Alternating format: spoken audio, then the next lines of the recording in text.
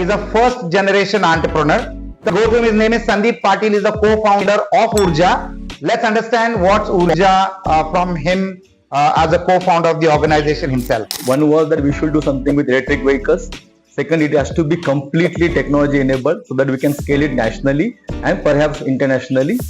And thirdly, we should do something which will save money. We have been serving e-commerce and quick commerce very well for last 3.5, 4 years and get a lot of value for them. We also spotted that there is another segment which is called Customer acquisition cost is shrinking. It is shrinking day by day now.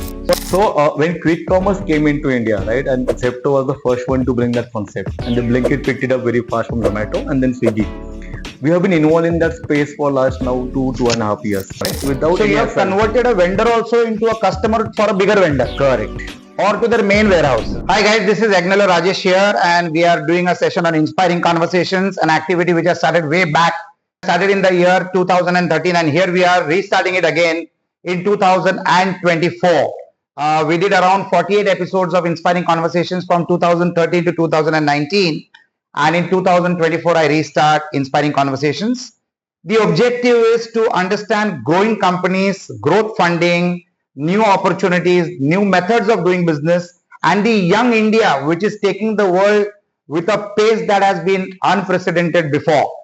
Today we have got a very interesting guest again with a very interesting company name, Urja. I will ask him to explain why Urja. Everybody of us knows what Urja means, but let us understand from him. He is a first generation entrepreneur and he's done a marvelous job, has a very powerful background, is rich in work experience and also extremely well qualified from VJTI and the Jamnalal Bajaj Institute of Management Studies. So very well qualified person, and we'll go to him. His name is Sandeep Patil. He's the co-founder of Urja. Let's understand what's Urja from him as a co-founder of the organization himself. Yes, Sandeep. Yeah, thanks Rajesh for inviting me first. Urja is the company that we own, operate under. What does Urja means? I think everyone knows Urja means energy. And what we do as a logistics solution provider is give energy to our clients in making their deliveries more SLA compliant and more cost efficient. And that's the theory behind Urja. The second aspect is that we are super excited about electric vehicles. And electric vehicles operate on energy. And that's why the name is Urja. Excellent. That's fantastic. So Sandeep Patil has a very strong background of banking. So he understands money well. He also understands a lot of infrastructure based work. He has got background of working with Morgan Stanley. He has got background of working with ILFS. He has got a background of working with the Z Group in the infrastructure division. That's why you're going to give a lot of insights about funding, money management, growth, valuation, operating cost, technology, infrastructure based technology, and technology for support infrastructure. That's the journey of this conversation, and that's the direction that we are going to be traveling in with the help of Sandeep Patil and Urja. So what is the gap that you identified in 2019 in the market, especially the logistics market and especially the supply chain in a country like 140 crore people, approximately 140 crore people, where I love to say that India is a world in a country with such a lovely large population base. The market is so huge that supply chain and logistics plays a very critical role. So what did you find as a gap in the industry which made you start your own activity of Urja? Sure. So when I was at Z Group, we were essentially trying to build the electric vehicle business for the group. In that process, I ended up meeting almost 100 plus startups which are trying to disrupt the industry on automobile. That's where also I met my co-founder. His name is Prashant Mohite. He used to run a company in Pune which was into passenger mobility using demand aggregation and a pay-per-use model on mobile app. We acquired that company at Z, and he and me kind of clicked. We had very similar chemistry thought process. So two of us stepped out in 2019 and were wondering what to do. We had a couple of themes operating in our head. One was that we should do something with electric vehicles. Second, it has to be completely technology enabled so that we can scale it nationally and perhaps internationally. And thirdly, we should do something which will save money. Because as we know, logistics industry is very big industry, right? It's 14% of the GDP. And which 14% means a large number. Within that, there was one part of the logistics, which is the intra-city. And what is intra-city is the movement of cargo that happens within a perimeter of the city. And when you say like Mumbai city, it's between Panvel, Bhayandar, and this way say Bhiwandi. Now, anything that moves within this city for any company which is operating in that domain, it is almost two-thirds of their cost structure and super complex. Your shipment sizes are smaller, time is super sensitive, vehicles are smaller size, the supply partners are fragmented. So we realized that in case we create a platform which will match demand with supply as a solution, which will save money for our clients. And cost effective. Yeah, it will save money for clients. Same time, it will also ensure that the deliveries are on time and in full. If we could create that, we could create a lot of disruption. So that's the thought and theme behind Urja. Sandeep, here I would like to ask you, what was your mindset when you tried to transform yourself from being an employee to an employer in 2019? What was your mindset? What was the risk analysis that you did before you ventured into the business activity? See, at the core, I'm a finance professional, right? And I was doing investment banking, corporate finance, investments. So as I rightly said, it was a risk and reward ratio that I analyzed. It was very difficult choice because you're moving out of a well-paying job. Weekends used to get break, traveling in nice flights, staying in five-star hotels, chauffeur-driven cars. From there to an entrepreneur journey. The reason why I did it because there was always the urge within me that saying that if I'm spending 18 hours a day sometimes or 100 hours a week for another company, if I do it for myself, I can create much larger value, not only for myself, but also have the joy of building something. And that was a trigger for me to move. Was it an easy journey? It was not at all easy. I will tell you, I mean, first 6 months I struggled to get out of that zone that I'm a senior guy in a corporate world who serve well by someone else. From ticket booking to chai to how the office is Here you are looking. doing it everything by yourself. I have to do everything on my own, and there's no office. We operated for first 2 years without office, but that was the thought process. We should be extremely frugal. Whatever we are spending should spend for creating value for customer and not on ourselves.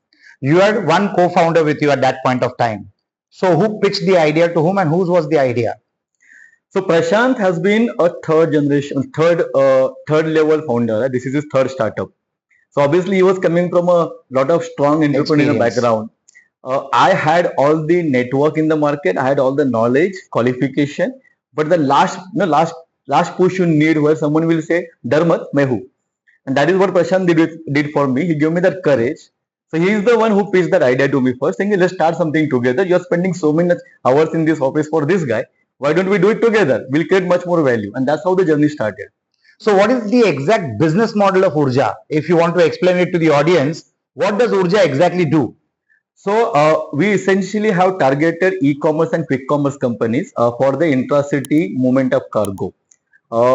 That movement of cargo was always happening. It was done by some local transporter like Ganesh Transport or Abdul Transport or Siddhi Transport. We come into being and say that, okay, there's a client who has a particular requirement. He has certain pain points. There's a supply which has his own pain points. We should create a platform which will ensure that everyone's objectives are met. Okay, right? So we make this intra-city deliveries on a very different model. We are not a transporter. We are also not just a tech SaaS company.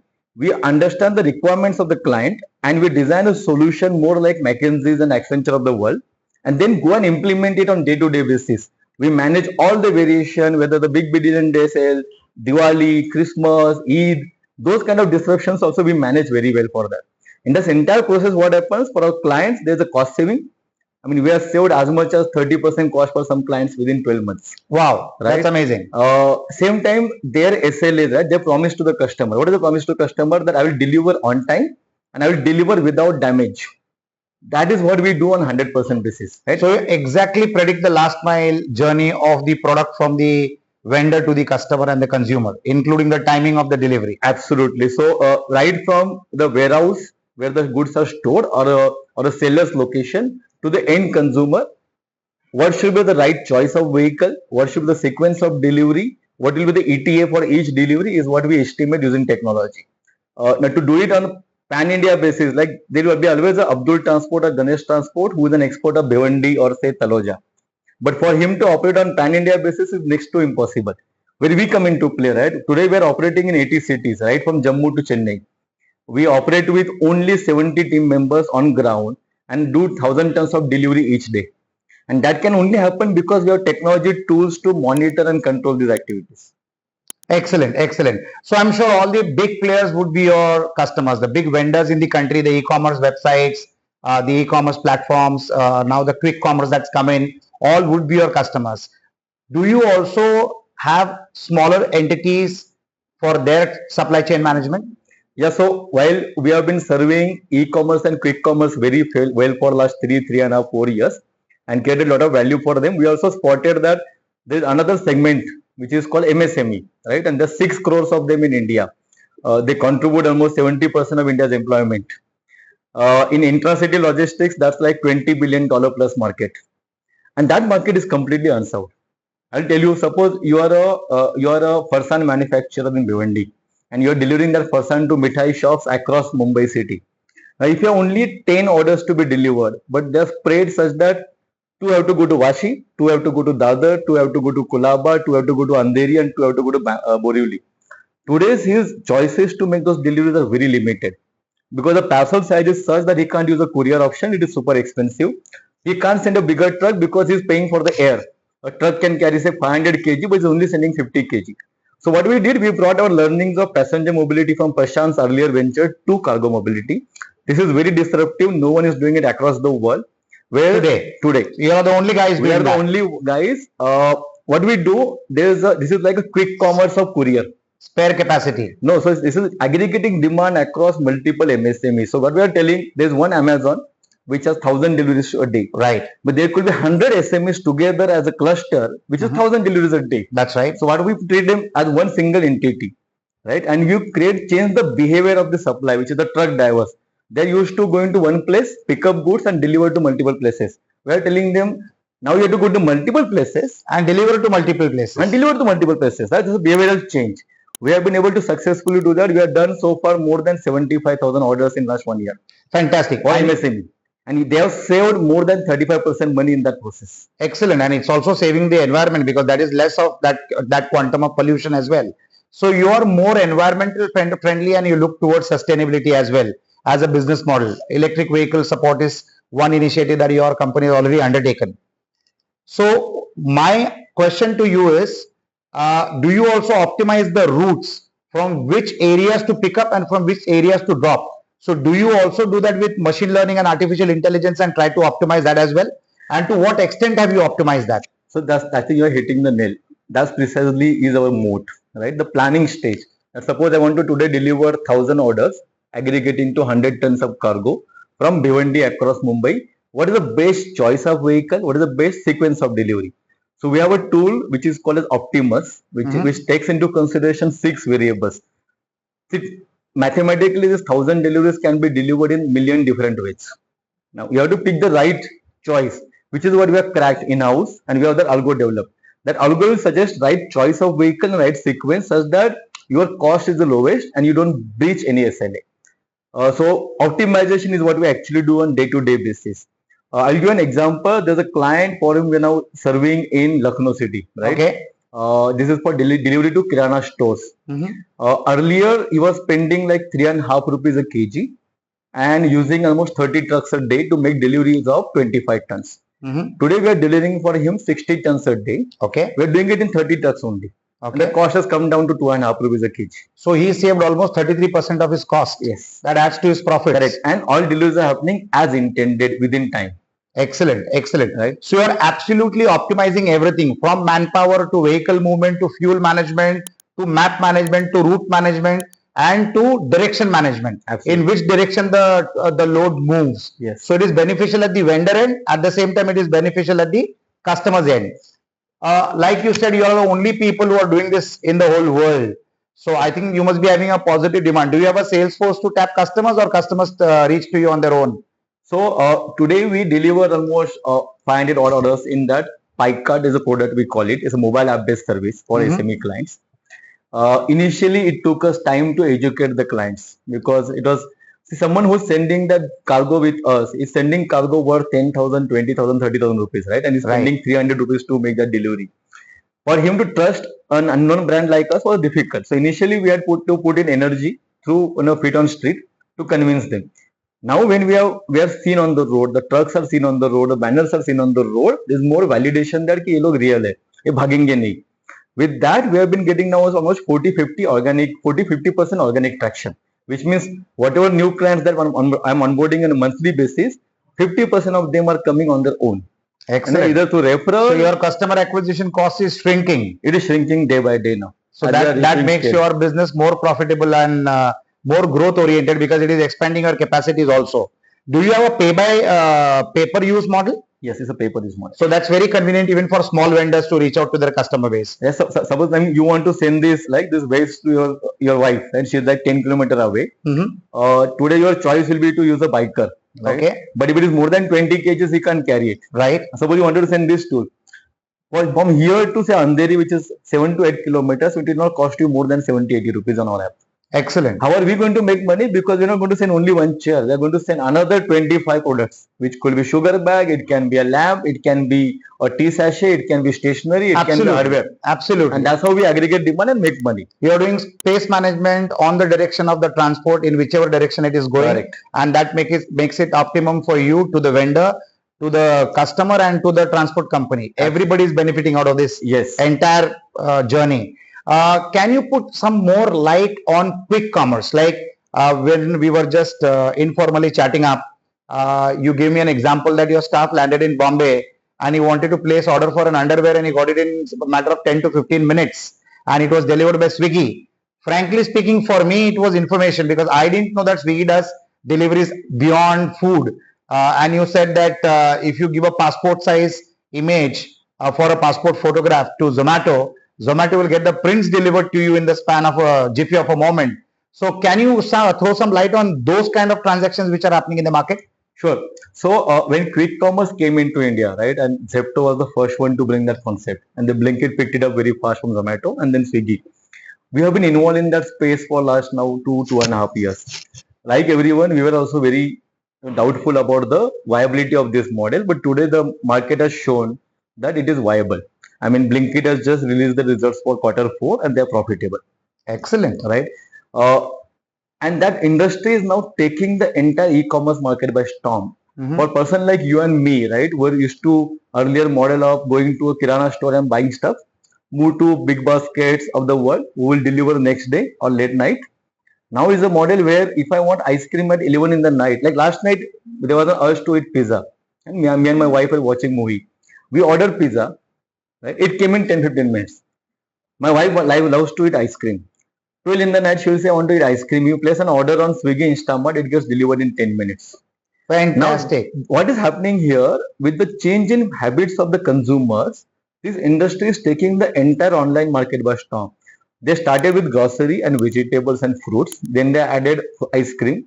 Today they are talking about electronics item, consumer durable items. You just said that you can get an Apple 15 iPhone in a span of 5 to 10 minutes. Absolutely, and that's the transformation, right? And for someone like who wants to buy iPhone and if it gets delivered within 10 minutes, the chances of returns are almost nil. Excellent. Which is the industry problem, right? A person will place an order. If the delivery happens after 2 days or 1 day, there will be high return percentage. When he is getting delivery in 10 minutes, his mind is so fixated on that product, he is not going to return it. Excellent. Excellent. He wants an immediate consumption. Immediate gratification. And which is actually changing the market. So quick commerce is nothing but now commerce. I want it now, I get it now. In fact, it is faster than I sending my man to collect it and bring it to me. It is faster than that. Absolutely. So I think the domino statement of if you don't get the pizza in 30 minutes, it's free, stands no value today. Absolutely. Because today everybody is wanting to deliver before 15 minutes of placing the order. So the customer and the consumer pattern is changing. I want to understand how do the vendors do inventory management, because ultimately you can provide the transport and the logistics and you can make it smarter. But how do the vendors do inventory management? In quick commerce, you need to have local godowns, right? You need to have warehouses in residential areas where there is a dominance of population which is demanding a particular type of inventory, right? So how do the vendors do their inventory management? Do you play a role in that, or that's a separate technology managed by somebody else? So I'll tell you, these guys call it dark stores. Right? Yes, dark stores is nothing but a 2,000 to 5,000 square feet space. That's right. Which is only storing inventory. That's right. It's very difficult to predict demand. We are sitting in Bandra, right? Bandra may have a population of 10 lakh in and around 5 kilometer radius. Absolutely. It's very difficult to predict who will order what next day or that day. So for them, the demand planning and supply is on daily basis. Right. Right? They need to refill inventory on daily basis. Yes. Which is where we come into play. We tell these guys, if you want to refill your inventory, you don't want to worry about whether that inventory today refilling is 100 kg or 10,000 kg. Right. We'll charge you the same. Right. If it is Per 100 kg, the charges will be the same. So the scale of operations doesn't matter. Doesn't matter Scale of for them. delivery or pickup doesn't matter. And for them, there are some special days, right? Like Holi will be a very big day when demand will shoot up. On that day, the demand will shoot up by 150%. We will be there to serve them without So any you have hassle. converted a vendor also into a customer for a bigger vendor Correct. or to their main warehouse. Correct. So the vendors are also customers to the main warehouse. A customer orders on the basis of that. I want to understand who does the inventory management at the vendor's end. Are you involved there also as Urja? So what we have been talking to some people right now because we have that experience of understanding how the warehouses operate. Okay. We have started a new division called as Data Shastra. Okay. It's our analytics piece of business. And we have all the AI and ML tools with mathematical models to predict the demand and the inventory refilling cycle. Okay. Right. In fact, we are talking. Is it operational? Not yet. Not operational. It's been in the state of now ideation, where we are talking to one quick commerce company to refill their warehouses in such a manner that your inventory carrying cost is the lowest, and same time there's no sell loss. Absolutely, because a lot of capital gets blocked in unsold inventory. Correct. That was a major challenge. So you're also getting into that part. So today the customer, your vendor is telling you what has to be delivered to him from another vendor or from their main warehouse. Tomorrow even that information will be known to you on when to replenish it, right? Absolutely. Like today we get refrigerators with technology built in, where if your vegetables, eggs or tomatoes or potatoes, if they get consumed, automatically you are intimated that you need to order for these particular items. Abroad, I think even the ordering is done by the device itself to the vendors who get it supplied, the eggs, the milk, whatever elements you want to get replaced. So you are getting into that space also. So you'll give a 360-degree solution to the supply chain management in true terms. Yes. See, for quick commerce, the model works this way. There is a mother warehouse, which is outside the city. Absolutely. Then there are dark stores across the city spread. Absolutely. The cargo moves from your sellers to mother warehouse. Absolutely. Mother warehouse to dark stores, and from dark stores using the bikers, it will come to you at household. We are involved in the mid-mile space, which is from the warehouse to the dark stores. We are also assisting these companies now, figuring out what time the sellers should refill your mother warehouse. Absolutely. Right? And what frequency? And can we give them a logistic solution there using aggregation of demand across multiple sellers so that they will save money there as well? Excellent. Right? Excellent. That's the next thing that we are now trying to pitch to them. I think that will be a game changer again. And that makes you a more, that becomes a bigger moat for you, where you really create a bigger distinguishing factor for your organization. It will complete solution management right from the mother warehouse to the dark warehouses, dark stores, to the customers at their customers' end. But for your software, everybody is a delivery customer. Mother warehouse to the vendor, dark house to the dark warehouse to the customer's end. Fantastic. So when you do this, a lot of technology is involved, a lot of very expensive brains will be required, a lot of capital will be required. Definitely this capital requirement will be in disproportionate measures to the revenue that you are generating. You just told me that you are EBITDA positive. You are not yet PAT positive because you are redeploying your revenues and the funds that you raise for the next technology to be built to make this more robust. So who's there on your cap table and how much equity has been diluted in Urja? Yeah, so I'll answer the first question first and then the second question. I'm of the firm belief that you don't need a lot of capital to build businesses, right? You need a right approach and a right thought process. So we have reached an ARR of almost now $8 million with an investment of less than $2 million, right? And of that, 1 million is still in the bank account. So you have got a strong runway, right? We have a strong runway. How did we do that? Because we have been very frugal. We have been very focused on cost. We have been adding value where it is required. In terms of talent, you said use the word brains, right? You do need a lot of brains. And supply chain or operations as an industry, while it is super complex, you need best brains there, hasn't been a great paymaster historically. With e-commerce, quick commerce coming, now we are getting high quality talent here. And we also have been able to attract high quality talent. Some of the talent we are nurtured from ground up. Someone who joined as a supervisor with us, earning 20,000 rupees a month, today is earning more than ₹1 lakh in 3 years. Excellent. Because he has shown that abilities to scale. The second piece, how did we raise the capital? I guess because of my background in capital raising, corporate finance, I'm the one who believes that when the capital is available, take it, right? I mean, couple of percentage point dilution here and there actually doesn't matter in the long run. But having capital on the balance sheet at the right time will ensure that you spot those opportunities and take a crack at it. Absolutely. We have raised capital so far from IPV, which is Inflection Point Ventures. They have been our lead investors. They've invested in more than 250 companies. Correct. And with us, they have been very, very happy with what we have been able to do for them, because what we promised them in terms of a projection, we achieved each of that. Excellent. Right. So that's one of the lead investors. We also raised capital from Hem Angels, Sunicon. There's a new firm called FinSpot and a very strong platform called Winners. So these are the group of investors. Winners is with a V. Winners is with V. Right. Interestingly, I was a little worried that should I have so many people on my cap table, right? And will it become administratively very difficult to manage so many guys? I will tell you, it's a blessing to have all of them on my cap table, because today at one phone call or one WhatsApp, if I need to connect with anyone in the industry at a senior most level, I get that connect. It is a possibility. It's a possibility. So in short, you're a smart guy who has made sure that these are all strategic investments, and these are not investments from some family house or from some HNIs who just invested their money and wanting it to grow on its own on the expertise that you will deliver in the market that they have invested in. So you have got investors who are actually strategically supporting your growth. What's your team size? We are 180 of us right now, spread across India. Okay, and which is your base? Mumbai. Mumbai is the head office, but we have larger presence in Pune, because that is where the technology talent is available. Okay. So tech team is in Pune. That's almost 25 members team. In fact, two other founders who joined us little later. One is my batchmate from Unity and Bajaj, Umesh, and Yogesh is Prashant's batchmate from his school, his second standard batchmate.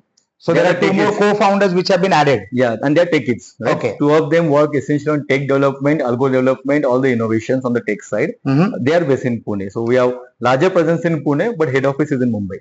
So who does the larger picture? Who maps the larger picture? Like for example, today you're also getting into inventory management for your vendors, right? From their mother warehouse to the last mile, that's the end user consumer. So who paints the larger picture? Is it interactions with all your stakeholders? Is it the four co-founders sitting in together, or is it some competition who's teaching you on what to be done next?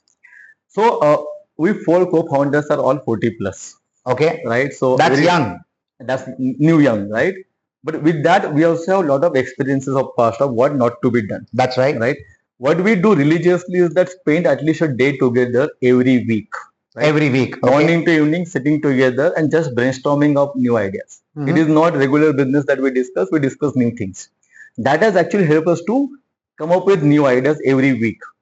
This is the 4-member team which actually defines what direction the team should take, or the company should take. Where are we heading 2 years down the line, 5 years down the line, 10 years down the line? We are thinking on those things. Okay.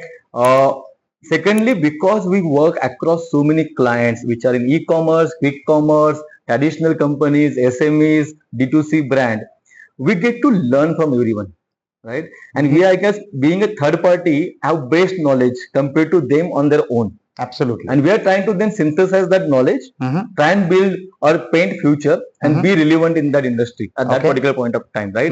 So the direction, strategy, vision is decided by 4 founders. We do take inputs from investors, because some of them have been very, very strong, seasoned investors as well as entrepreneurs. Right? And we do take inputs from them. Okay. But ultimately, as the 4 of us, we define the direction of the company. Excellent. By getting money is easy on the right team.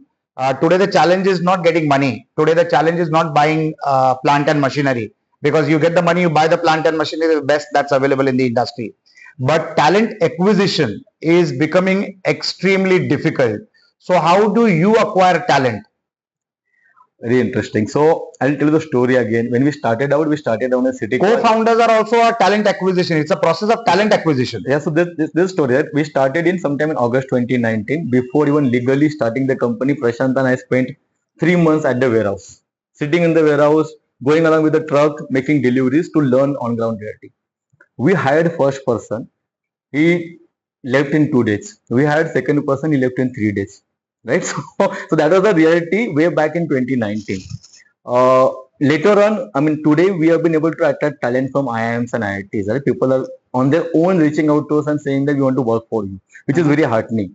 But we also realized that because we are in an industry which is so operationally exhaustive, you can't have all the high quality talent to deliver results. You need to have a really healthy mix of both a ground nurture Absolutely. talent Absolutely. as well as the All can be generals. all can be generous. You need highly intellectual class as well as you need those we call them bahubalis Mhm. who are willing to go extra yard on a particular day. And we have a very good mix of them. We got today almost 20-25 second line leadership which are willing, which are doing work which founders could do, Mhm. right? And that we have been able to nurture. Was it difficult to hire talent? We have had bad experiences. We hired some lateral talent. Who's in charge of talent recruitment So on a senior level? HR falls under me, but we have been able to now build a team which is able to recruit for us. Lot of recruitment actually happens through referral from employees. Some of the clients have also come and joined us, right? Excellent. So that has been the journey. We also recently hired a very big team of management trainees Okay. from really good institutes, and which we are very excited about to nurture them and be patient with them so that they will deliver results for us 1 year down the line, 2 years down the line. And how do you do goal setting for this team? How do you do goal setting and how do you map the performance? How is performance mapping happening? I guess because we have spent time in corporate world, we are exposed to that. Is world. it manual or have you put some tech tools in So place? they take around it. And because we have experience of working with large corporates, we have seen that journey, right? Goal setting, AOP, performance appraisal process. We have automated that process. So today, for this financial year FY25, the AOP is in place. Okay. Everybody's KPIs are in place. The goal setting is in place, all on take, along with what will happen to them in case they deliver the results. So we have extremely performance focused team, extremely performance focused organization. If people deliver, they will grow multifold. But if somebody is not able to keep up with the pace of what we are trying to do, we actually try and find them another role. Okay. So it is said that intelligent people are born with wings. So you recruit talented people, you recruit intelligent people. They gain fantastic on the ground experience. They become extremely more valuable. And like I said, they are intelligent. So they are born with wings. What do you do to retain them? I'll tell you. So, I mean, in fact, I'll be very happy with the people who work with us for 2 years, 3 years, 5 years down the line, and they start their own company or they become CXOs in the next organization. If someone who joins us, right, and he says that he doesn't want to become CXO in 10 years, he's not a right fit for us. We want to hire talent which has that kind of ambition, that he wants to become a CEO, CFO, COO in some organization or with us. So that's a good conversation, Sandeep. But it is painful when your most productive man wants to leave you and go on his own. So I'll tell you what we have done to retain them. As a founder, again, we have been very, very inclusive. From day zero, we have shared equity with our employees. So you have got ESOP in place? We have ESOP policy in place 3 years back when we just started out.